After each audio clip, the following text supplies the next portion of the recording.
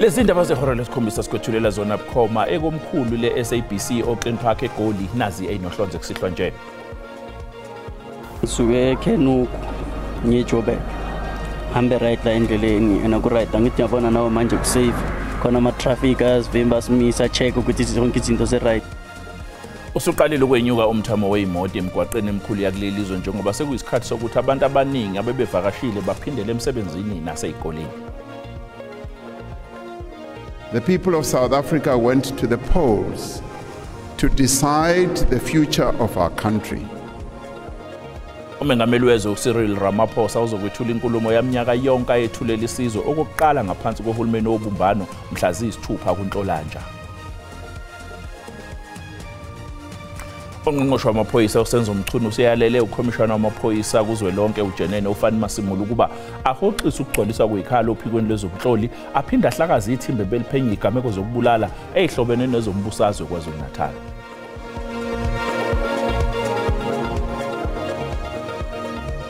Nina benyathi kandaba ejame ngomkhonto phezulu komzimvuku siyakhuleka nina bengezengeze onyakeni omusha.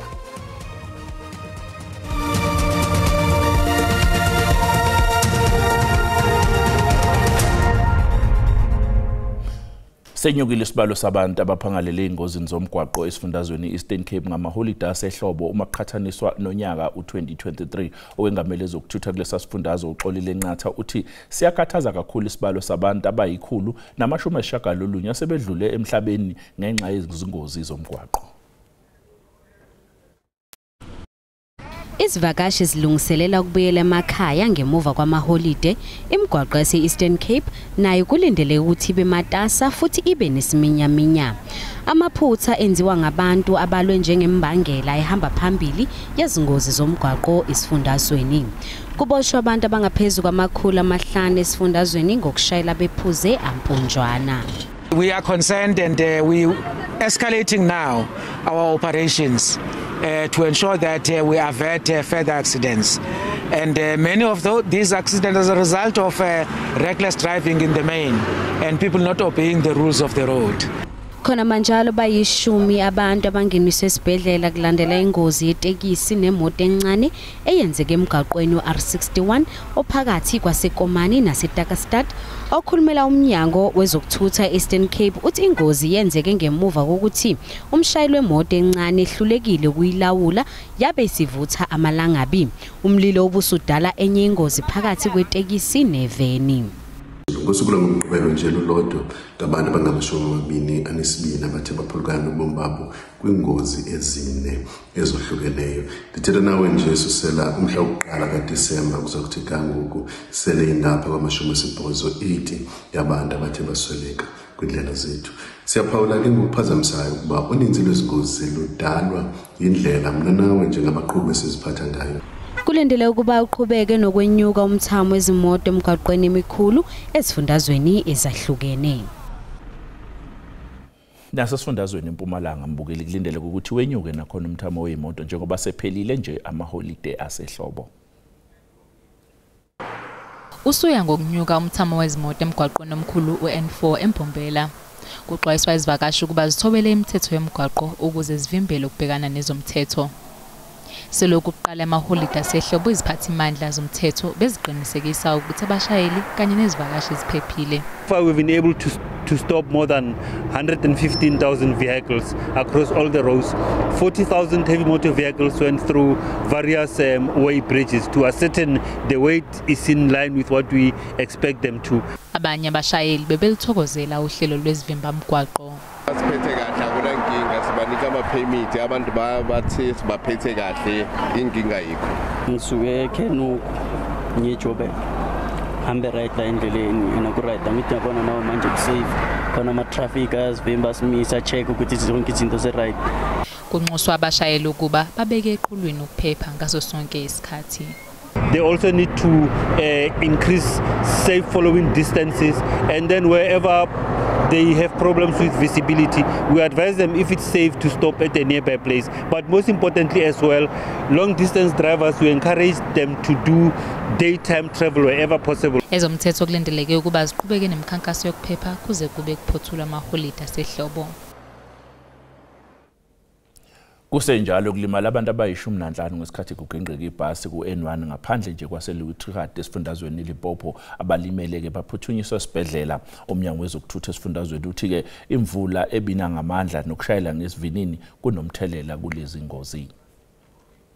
The report that I got is some of them are becoming better, but it was unfortunate because yesterday at 7:10 in the evening, we received a message that one bus from the company known as Mabirimi have just overturned and 15 people has been injured and went to Siloam Hospital. So it is unfortunate because it was raining yesterday, and also it is alleged that the bus was traveling in a high speed. So that's the report that we got so far. So those passengers are now, some of them are now getting better. It might be two things. The first one can be that the buses are not serviced. That's what we have seen and we have noticed as the department. Most of our buses that are ferrying our people are not being serviced as it was supposed. And the issue of speeding, when it is raining, whether it's raining or not raining, we are saying speed kills. That's what's happening, because when the bus is not in good condition, when you are speeding and there's something happening, then the brakes will fail and you will be failing to control your bus. Then that's the reason why some of our buses are crashing. Ongqongqoshe wamaphoyisa uSenzo Mchunu usiyalele ukhomishana wamaphoyisa kuzwelonke uJenene uFani Masimula ukuba ahoxisa ukugcwaliswa kwekhalo ophikweni lezomhloli aphinda ahlakaza ithimbe beliphenye igameko zokubulala ehlobene nezombusazwe esifundazweni KwaZulu-Natal. Umchunu uthi ngokubona kwakhe akasasiboni isidingo saleli thimba encwadini ebhekiswe kuyena uMasimula. Umchunu uthi leli thimba lihlakazwe ngokusheshsha. Ungqongqoshe uqhube ngokuthi ke acela umbiko oqala mayelana nalokhu uthunyelwe kuyena mhla zingama-20 kuyona lenyanga. Umbiko ophelele uzothunyelwa enhlakeni zekomiti eliphethe lomnyango ngasekupheleni kwalenyanga. Leli thimba lasungulwa ngenhloso yokuba liphenye kabanzi ngokubulawa kwamalungu ezombusazwe esifundazweni. Umengameli wezwe uCyril Ramaphosa uzokwethula inkulumo yakhe yokuqala nqa malungana nezinto ezimqoka kanye nezobekwe eqhulwini kulonyaka ngaphansi kohulumeni wobumbano iGNU. Ucwaningo olwenziwa izinhlangano ezehlukene ngezinsuku ezandulela ukhetho lwaqagula ukuthi ANC yayizolahlekelwa amandla okubusa izwe nebala lokhu kwagcina kwenzekile ngosuku lokhetho. Through their votes, they determined that the leaders of our country should set aside their political differences and come together as one to overcome the severe challenges that confront our nation. Amaqembu ezombusazwe ayisishiyagalolunye abesehlanganyela ne-ANC ngenhloso yokubumba uhulumeni wobumbano. Kanti njengoba bekulindelekile sekube nokushayisana kwembono phakathi kwalamaqembu mayelana nezihloko eziningi. Every single dispute within the GNU needs to be met with headlines, GNU on the brink of failing, or GNU, will it last? Ngonyaka ozayo elakuleli lizophinde lisingathe ukhetho komasipala ngesikhathi sokudlulisa umlayezo kaKhisimusi. Umbhishobhi webandla lama-Anglican uThabo Makgoba wathi uhulumeni wobumbano kufanele angakukhohlwa. Of national unity will go the same way if politicians continue to live in the past, believing they have a God-given right to rule and ignoring the fundamental need to compromise. Ngontolanja umengameli wezwe uCyril Ramaphosa uzomemezela izinhlelo zakulonyaka ngaphansi kohulumeni wobumbano. Mbokele sasiqoyito lana mabe sibuya sizophathela uWT. Them change the way they are doing things. uNkulunkulu makangenelele kubo. Let them heal. Let them stop what they are doing to these kids. Umndeni waseDuduza eIsrand uhleze emanzini ngemva kwesigameko eshaqisayo sokudlongulwa kubulawe ingane yawo ngoncibijana.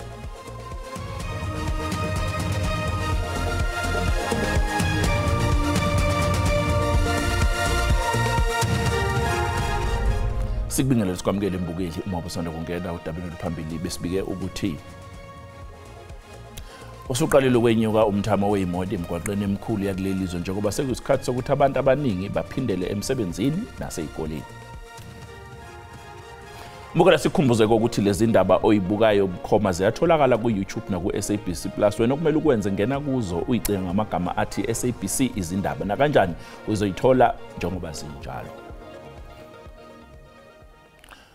Umndeni waseDuduza eEast Rand uhleze emanzini ngesivaka kwesigameko sokudlwengula nokugwazwa kubulawa intombazanyana eneminyaka emihlanu ubudala ngoNcibijana. Umama walengane uthi-ke akakholwa futhi-ke ubhlungu kakhulu ngokumehlele. Sixwayise-ke ababukeli bethu laba abanenhliziyo eyisheshe izwele ngalombiko olandelayo.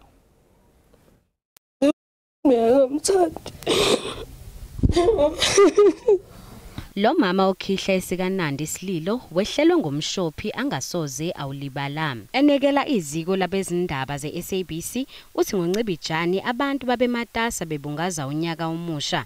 Wezwa umphakathi umemeza uthi kunengane elahlwe esigangeni esibude buduze nasekhaya labo. Uyise wagijima yobheka wathola ukuthi yiyona ingane yabo idlwenguliwe yagwazwa yaze yashona. Futhi ubaba umntana bekakhona la athi uyothenga khona. Uyothe makabuya wezwa abantu bathi hey khona umntana la ulahlelwa lapha esigangeni. Makathi uyokoba vele siyamazi ukuthi ucoke kanjani njoba yena athi ubonele yashothe bova gijime zazobiza mina. Then mangiya vele uye Lo mama ugujuzelwe yifu elimnyama uthi amaphoyisa azile azobazisa ngokuqhubekayo ngalenkanakana. Amalungu embokodo ebomvu atshele lo mndeni ukuthi lo muntu ongumsola ophoswe imibuzo wase ededelwa ukhona nje emphakathini. Yes, is update but lo muntu lo umphakathi bomsola usekabuyile ukhona. Labo mama abazozimazisa lo mndeni ohleze emanzini basihlaba basihlikiza lesi senzo. Bathi lo muntu owenze lobulwane unonya nesihluku esisabekayo. To us we pray each and every day ukuthi abantu besilisa those that are very brutal to abantwana nabazali ukuthi we pray to uNkulunkulu ukuthi let them change the way they are doing things. uNkulunkulu makangenelele kubo. Let them heal, let them stop what they are doing to these kids, because for one to rape and kill a 5-year-old, kuthini kuye loyo muntu loyo. Owengamele zokubusana nokubambisana nezomdabu KwaZulu-Natal umfundisi uThula Sizwe Buthelezi umemezele ukuthi kuzobekwa eceleni imali ezigidi ngama-35 zamarandi ezohlinzekwa amakhosi ukuze athuthukise umphakathi ohlala eindaweni eyisemakhaya. Lesimemezelo senziwe emhlanganweni obanjwe uButhelezi nabaholi bendabuko olundi kuwo lo mhlangano kudigidwe ngesihloko ezimbalwa. Amandla okusayina amalesi namandla okusayina ama-PTO okungamandla asaphucwa wona amakhosi ahlala kuhulumeni kazwelonke. Mina njengongqongqoshe kwaKhokcha ngimbhalele ungqongqoshe uNyonso ngenyanga kaAugust unyaka odlule ukuthi lawo mandla siyacela ukuthi abuyele emakhosini. Abaholi bendabuko bathi le mali izosiza ukugwema ukuswaka kwabantu ezindaweni ezisemakhaya beyohlala emadolobheni. Amakhosi ahlangene kahle namhlanjena ezokhuluma ngendaba yokuthi umthetho lo okuyiwona wabaholi bomdabu namakhoyisana njoba umthetho uvivinywa nje kumanjena kunesikhathi sokuthi kubuyele kube khona izethulo ezenziwayo. Amakhosi asazohlangana ezindlini zama-local houses aphinde futhi abe nomhlangano omkhulu lapha besenza khona isethulo sesifundazwe samakhosi esifundazwe esesithula endlini kazwelonke. Inhlangano yomphakathi iSafe South Africa kanye neCOSATU baxeka isinqumo sokuqedwa kweinkontileka zezisebenzi kahulumeni eneminyaka engaphezulu kwama-50 eziqashwe ngaphansi kohlelo iCWP. Uhlelo lwemisebenzi kahulumeni olwaziwa ngeCWP lingenye yezindlela uhulumeni azama ngazo ukuhlinzeka abantu ngomsebenzi wesikhashana.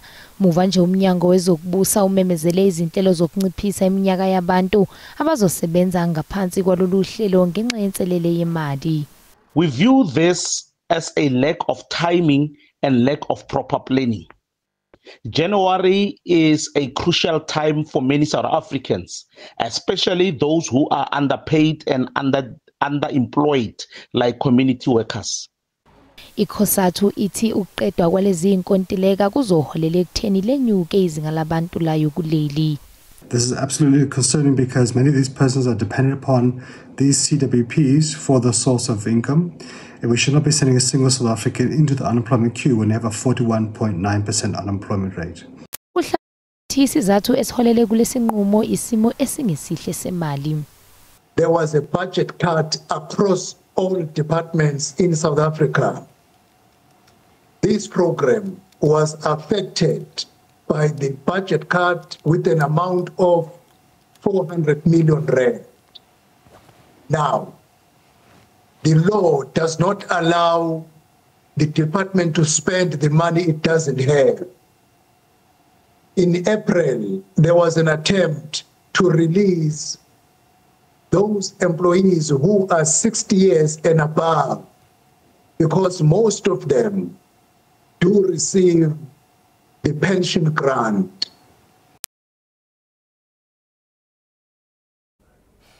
Kule minyaka edlule uhlelo lokuthuthwa kwabafundi esifundazweni Eastern Cape lokho likhungethwe izingqinamba ezifanayo naseminyakeni edlule. Abazali abaningi ke bakhathazekile njengoba sekusondele ukuvulwa kwezikole nje. Abafundi baye bacele ukulayishwa kwizithuthi eziqithayo okwakukhuselekanga kubo kwaye abazali banenxalabo yoku. Indawo esihlala kuyo thina i-dangerous.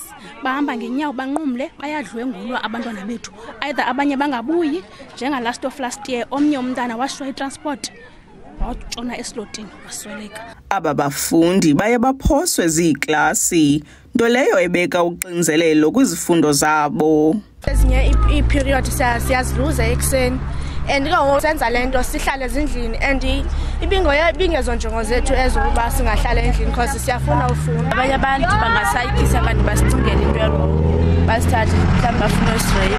Isebe lezothutho likwinkqubo yokuqinisekisa ukuba zonke iintlawulo ezingekahlawulwa kubaboneleli inkonzo ziyaqwalaselwa ukuze kupheliswe ungquzulwano olunokubakho phakathi kwabo kunye nelisebe. Eyona nto isixakekisileyo kakhulu ngoku kuqinisekiswa ngabana abo bathe benza inkonzo yesikole transport bangekahlawuleki imali zabo ziyahlawuleka. Kambe ke nenkqubo yokuvavanya izithuthi ezizawuthi zisetyenziswe izithuthi ezicontractiweyo for isikole transport izawuqalisa kwiveki ezayo.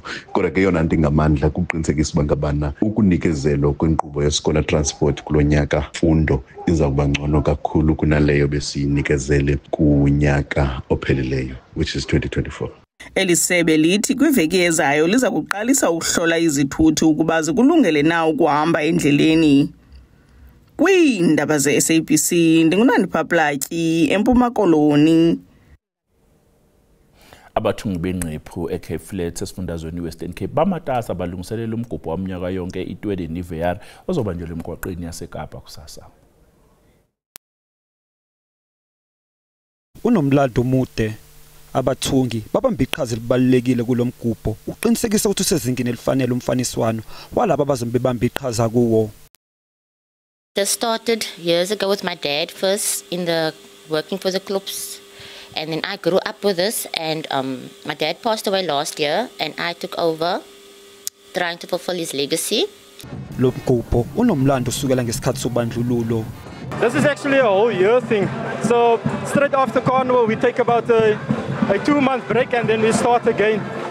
So that's about March month and we practice right through until Carnival season. I actually play the baritone saxophone. So it's the part of the saxophone family where you get the soprano, alto, tenor and then the baritone saxophone. Umkhandlu dolophu waseKapa uthi konke kume ngomumo. This is always a special time for thousands of our residents who get the opportunity to celebrate and honor long-standing traditions that form part of the fabric of this great city. The city has worked diligently with the organisers and other role players to put measures in place to ensure roads are clear for the troops and for the spectators to enjoy the festivities in a safe and family-friendly environment. Amalunga lamaqembu abalesikhulungwane eziyishumi azobegcwele imigwaqo yaseKapa kulempela sonto. Mhlahlo simo sezulu yalandela emva kwekhefu.